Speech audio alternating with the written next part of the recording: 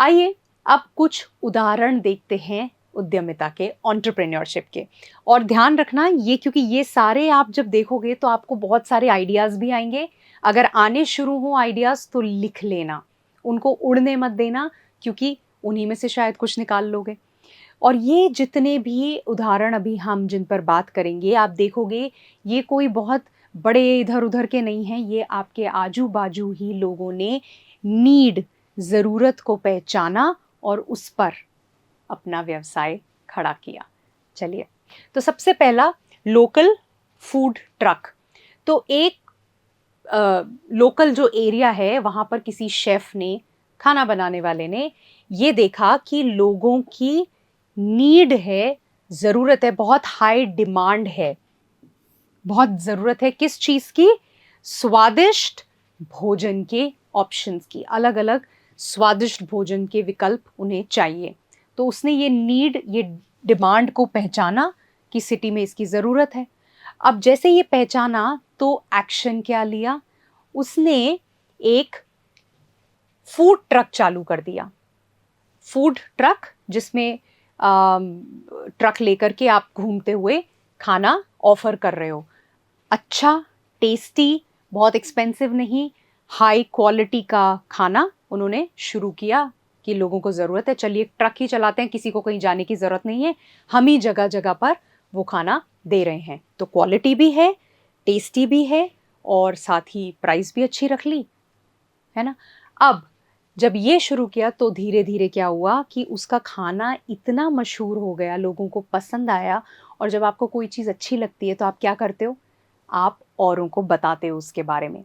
तो यही चीज़ लोगों ने भी करना शुरू किया, उसके बारे में बात की, वो धीरे धीरे इतना मशहूर हो गया कि फिर उस शेफ ने ओवर द टाइम जा कर के एक छोटा सा रेस्टोरेंट खोल लिया, है ना। ये है उदाहरण एंटरप्रेन्योरशिप का। फूड ट्रक से चालू किया, जहां पर ज़रूरत महसूस हुई, और अल्टीमेटली रेस्टोरेंट खुल गया। ये देखते हैं, फ्रीलांस ग्राफिक डिज़ाइनर। अब एक मान लीजिए बड़ा प्रतिभाशाली ग्राफिक डिज़ाइनर है। अब आप में से कई लोग हो सकते हैं बहुत अच्छा ग्राफिक डिज़ाइन करते हैं, तो आप आइडिया है। तो एक अच्छा ग्राफिक डिज़ाइनर, उसने ये देखा कि छोटे बिजनेसेस जो हैं उनको अच्छे डिज़ाइनर्स की ज़रूरत है। उनको चाहिए जो अफोर्डेबल हो, बहुत ज़्यादा पैसा ना लेते हों, क्वालिटी बहुत अच्छी हो उन ग्राफिक्स की जो वो डिज़ाइन करते हों, और वो सर्विसेज की ज़रूरत है बिजनेसेस को। ये ज़रूरत उन्होंने पहचानी। तो फिर इसका क्या किया उसने?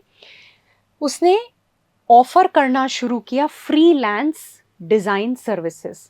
यानी कि घर से ही लोगो बना देंगे आपके लिए, आपकी वेबसाइट बनानी है वेबसाइट बना देंगे आपके लिए, कुछ मार्केटिंग के क्रिएटिव बनाने, कोई फ्लायर बनाना है, कुछ लॉन्च होना है, कोई ऑफर आप दे रहे हैं, जो भी चीज़ें चाहिए वो सारा मार्केटिंग का काम, वो सारी सामग्री घर बैठे हम बनाना शुरू किया उन्होंने।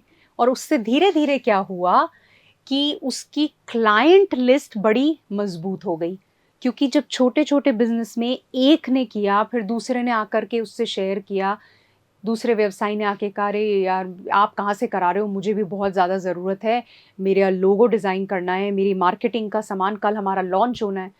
और फिर उसने कहा कि अरे मेरे लिए तो ये XYZ करते हैं, आप भी करा लो, आपको जमता है तो।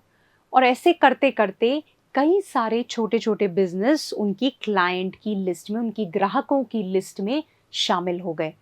और करते करते अल्टीमेटली उन्होंने डिज़ाइन स्टूडियो खोल लिया, और साथ में एक छोटी टीम भी रख ली, क्योंकि अब काम बढ़ने लगा, है ना, एंटरप्रेन्योरशिप। एक और बहुत खूबसूरत एग्जाम्पल, हैंडमेड ज्वेलरी। अब अगर एक इंडिविजुअल, एक इंसान, उन्होंने देखा कि मेरी जो डिज़ाइंस हैं उसको पसंद भी है, शौक है, उसकी डिज़ाइंस बड़ी अलग हैं।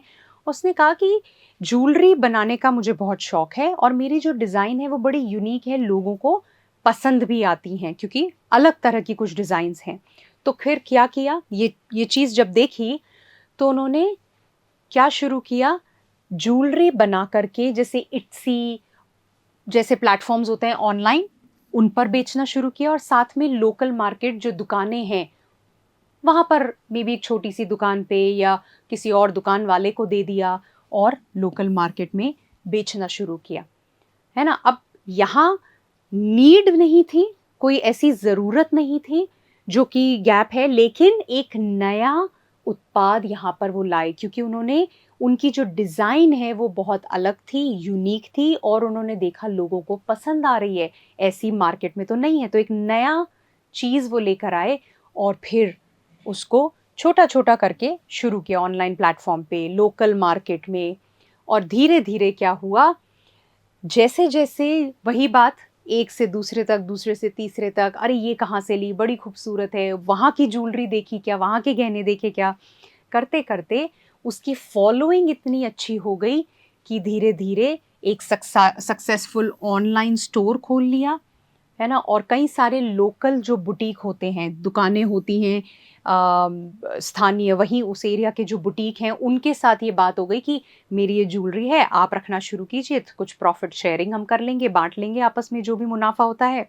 और ऐसा करना शुरू किया और साथ ही में ऑनलाइन एक स्टोर खोल लिया।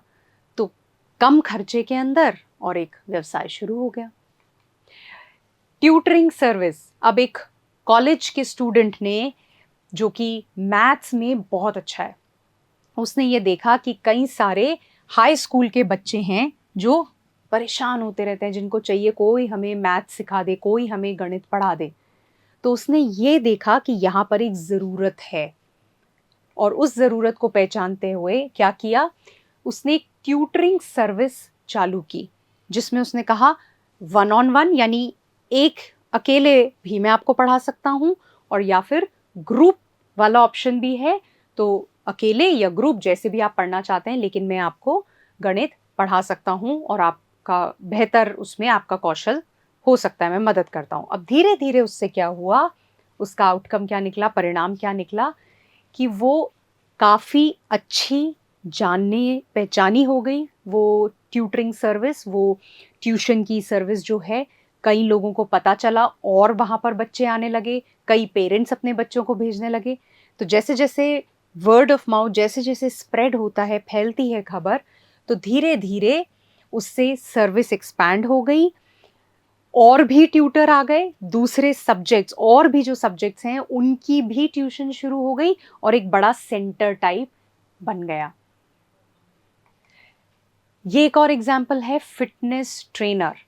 अब एक जना जो कि फिटनेस को लेकर बहुत एक्साइटेड, बहुत कमिटेड, खूब अपनी फिटनेस पर ध्यान देना, है ना, वो जने ने ये देखा कि अच्छी प्राइस पे, कम कीमत पर, अफोर्डेबल कीमत पर पर्सनल ट्रेनिंग सर्विस उस एरिया में नहीं है, या तो बहुत एक्सपेंसिव है, महंगी है, या फिर कोई अच्छे ट्रेनर ही नहीं है, जिम खोल के बैठे होंगे पर वो उतने अच्छे नहीं हैं। तो ये ज़रूरत है कि लोग चाहते हैं कि पर्सनल ट्रेनर हो और पैसा भी अफोर्डेबल ले, कम ले।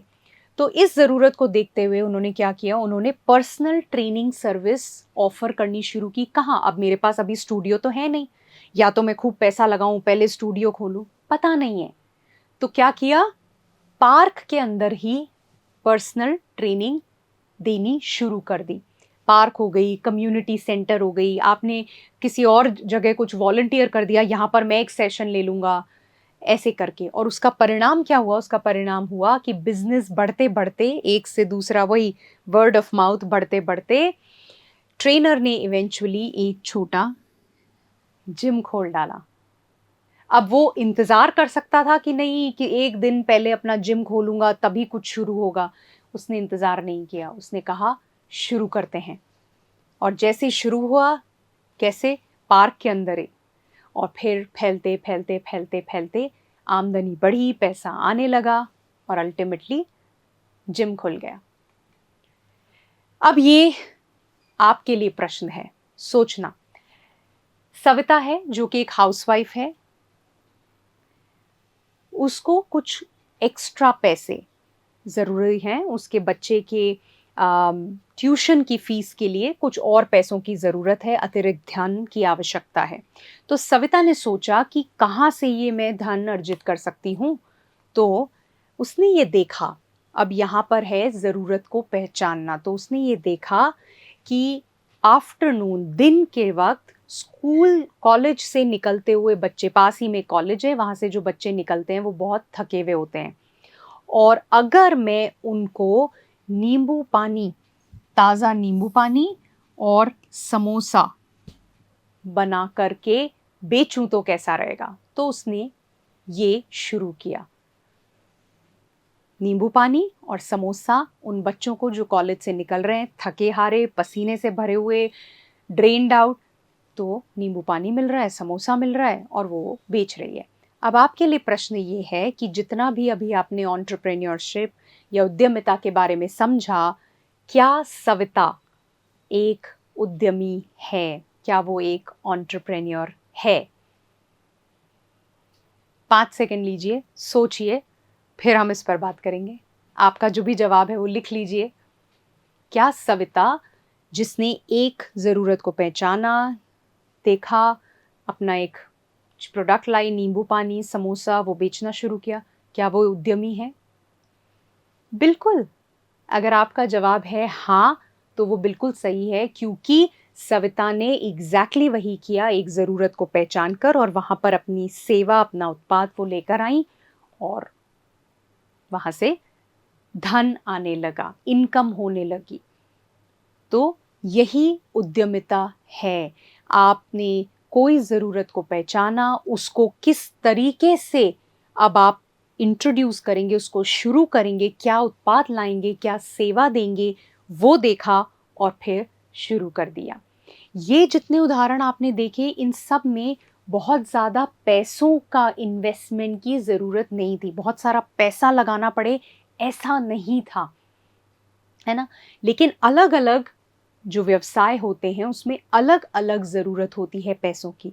लेकिन जब आप पूरी प्लानिंग करते हैं, जो हमने देखा कि आइडिया हमने समझा, लेकिन आइडिया के बाद उस व्यवसाय की पूरी प्लानिंग, क्या मॉडल होगा वो, ये सब देखना ज़रूरी है। तो हर व्यवसाय के लिए अलग होता है। आपका आइडिया ऐसा हो सकता है जो आप ये सोच सकते हैं कि ये आइडिया है, लेकिन इसको शुरुआत कहाँ से करूँ? इन सब के अंदर किसी ने सीधा जिम, सीधा रेस्टोरेंट, सीधा नहीं किया।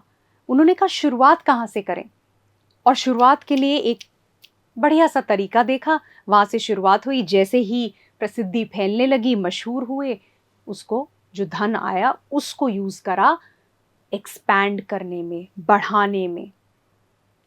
ये उद्यमिता है। मैं आशा करती हूँ इस सेशन के अंदर आपको बेसिक, फंडामेंटल, जो बिल्कुल मामूली तौर पर समझना है कि एंटरप्रेन्योरशिप या उद्यमिता क्या होती है, उसमें क्या क्या चीज़ें आती हैं, वो आपको समझ आया होगा और इन उदाहरणों से आपको क्लियर हुआ होगा। और आप ये भी देख पा रहे होंगे कि आपके इर्द गिर्द कितने सारे हैं, अच्छा ये उद्यमी हैं, अब आप देख पा रहे होंगे। तो मैं तो ये कहूँगी, अगला सेशन देखने से पहले आप लिस्ट करना कि इनके अलावा आपके इर्द गिर्द, आपके एरिया में कौन कौन से उद्यमी अब आपको नज़र आ रहे हैं, छोटे बड़े, जो आपको लगता है कि हाँ इन्होंने ये शुरुआत की और ये व्यवसाय कर रहे हैं, ये उद्यमी हैं। आपकी अंडरस्टैंडिंग, आपकी समझ उद्यमिता को लेकर और बेहतर होगी। तो अगले सेशन के अंदर हम इसी पर आगे चर्चा करेंगे, बहुत सारी और जानकारी इस पर लेंगे।